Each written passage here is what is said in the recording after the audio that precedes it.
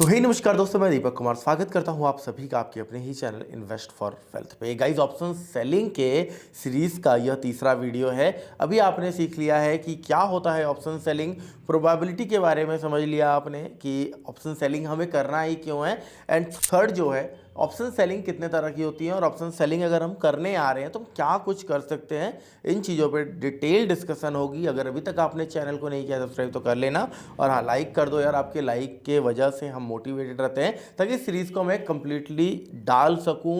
लोग मुझे दिखे कि हाँ यार, लोगों को चाह है, लोग सीखना चाहते हैं। चलिए आगे बढ़ते हैं। देखिए, जो सेलिंग्स होती हैं वो दो तरह की होती हैं ऑप्शन सेलिंग। एक होता है डायरेक्शनल, एक होता है नॉन डायरेक्शनल। अब डायरेक्शनल में जैसे नाम से ही समझ में आ रहा है कि हमें मार्केट को प्रेडिक्ट करना होता है, मार्केट को एनालाइज करना होता है। अब एक चीज़ समझिएगा, ऑप्शन सेलिंग करना है, ऑप्शन बाइंग करना है, स्टॉक्स को ट्रेड करना है, कुछ भी करना है, हर एक जगह पे आपको मार्केट की डायरेक्शन पता होनी चाहिए। उन डायरेक्शन को देखने के लिए या निकालने के लिए आपको टेक्निकल एनालिसिस आना चाहिए। जैसे कि मैंने लास्ट वीडियो में बताया था कि 5 दिनों का क्रैश कोर्स प्राइस एक्शन का मैंने ऑलरेडी किया हुआ है, बिल्कुल फ्री ऑफ कॉस्ट यूट्यूब पे पड़ा है।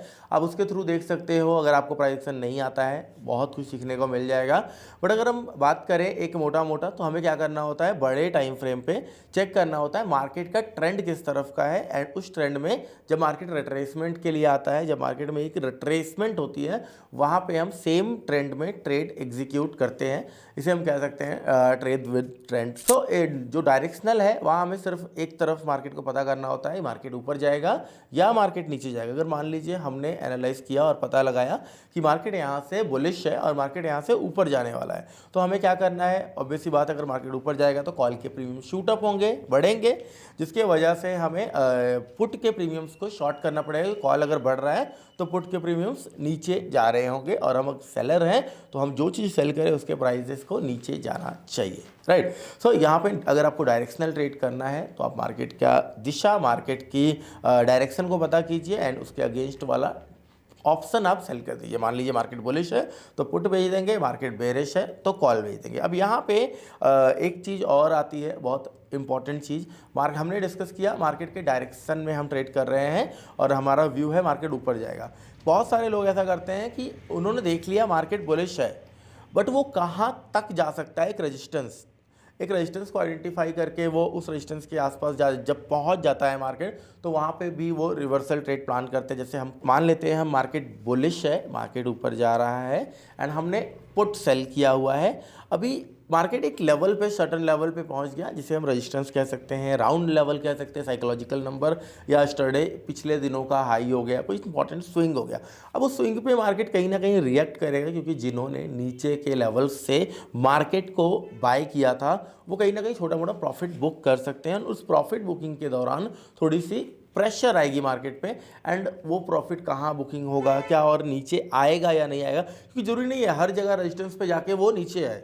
हो सकता है थोड़ा टाइम स्पेंड करके वहाँ से फिर से ऊपर चला जाए। आप हमारा बीबी बैच ज्वाइन कर सकते हो, इन्वेस्ट फॉर वेल्थ का लिंक डिस्क्रिप्शन में मिल जाएगा, एक बार आप चेकआउट कर लीजिएगा एंड ज्वाइन कर लीजिएगा। तो ऐसे कंडीशंस में वो हमारा जो सेटअप है वो एंट्री प्रोवाइड कर देता है। अगर एक्सट्रीम बुलिश है तो हमारा जो सेटअप है वो एक्टिवेट ही नहीं होगा, और आपको बेफालतू के पुट लेने से, जब मार्केट बुलिश था, बेफालतू के पुट लेने से रोकेगा, ओवर ट्रेडिंग करने से रोकेगा। क्योंकि होता है ना माइंडसेट, यार इतना भाग गया और कितना भागेगा।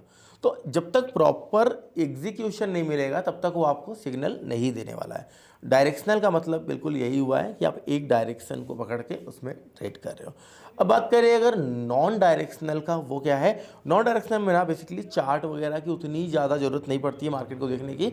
जस्ट आपको एक ब्रॉड लेवल पे रेजिस्टेंस और सपोर्ट आइडेंटिफाई करना होता है, एंड ऊपर का कॉल और नीचे का पुट बेचकर बैठना होता है। मान लीजिए हमने आइडेंटिफाई किया कि मार्केट 1000 पॉइंट में प्लस माइनस ऊपर नीचे करता रहेगा, तो हमने क्या करना है, करंट मार्केट प्राइस यहाँ पे है, अगर 45,000 पे बैंक निफ्टी ट्रेड कर रहा है, 45,500 का कॉल, 44,500 का पुट, इन दोनों को हमने बेच देना है, सेल कर देना है, जिसे हम कह सकते हैं कि this is the non directional trade. यहाँ पे चाहे ऊपर जाए चाहे नीचे जाए, बस उस दायरे में हमारे रेंज में रहना चाहिए। वो दोनों के दोनों प्रीमियम्स जो हैं वो ज़ीरो हो जाएंगे, क्योंकि दोनों ही ओटीएम थे, और हमें पैसा बन जाएगा।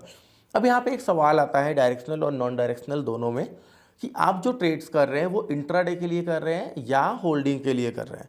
अब जैसा हमने बताया 500 पॉइंट का रेंज है, अगर हमने 500 पॉइंट अबव बिलो बेच दिया है और हमें इंट्राडे के लिए ट्रेड करना है, तो वहाँ पे आपको शायद बहुत ज़्यादा पैसे ना मिले, बहुत ज़्यादा प्रीमियम डीके ना हो, वहाँ पे स्लो एंड स्टडी चलेगा, शायद आपको कुछ प्रॉफिट भी ना दिखे, क्योंकि एक तरह से हेज बन गया है, ऊपर जाएगा तो एक लॉस देगा, एक प्रॉफिट देगा, तो बहुत बड़ा पैसा आपको नहीं मिलेगा। बट अगर आप इसको स्विंग ट्रेड कर रहे हो या फिर पूरे फुल एक्सपायरी के लिए मंथली या वीकली कर रहे हो, नॉन डायरेक्शनल, वहाँ उस कंडीशन में ज़्यादा इम्पैक्टफुल होता है। तो नॉन डायरेक्शनल ट्रेडिंग बेसिकली अगर आप थोड़ा सा होल्डिंग के लिए कर रहे हो देन फायदेमंद है, बट अगर आप डायरेक्शनल कर रहे हो तो आप इंट्राडे में पैसे बना सकते हो, क्योंकि यहाँ पे क्या है, हमें मनीनेस का बेनिफिट मिल जाता है, लाइक इंट्रेंसिक वैल्यू जिसे हम कहते हैं।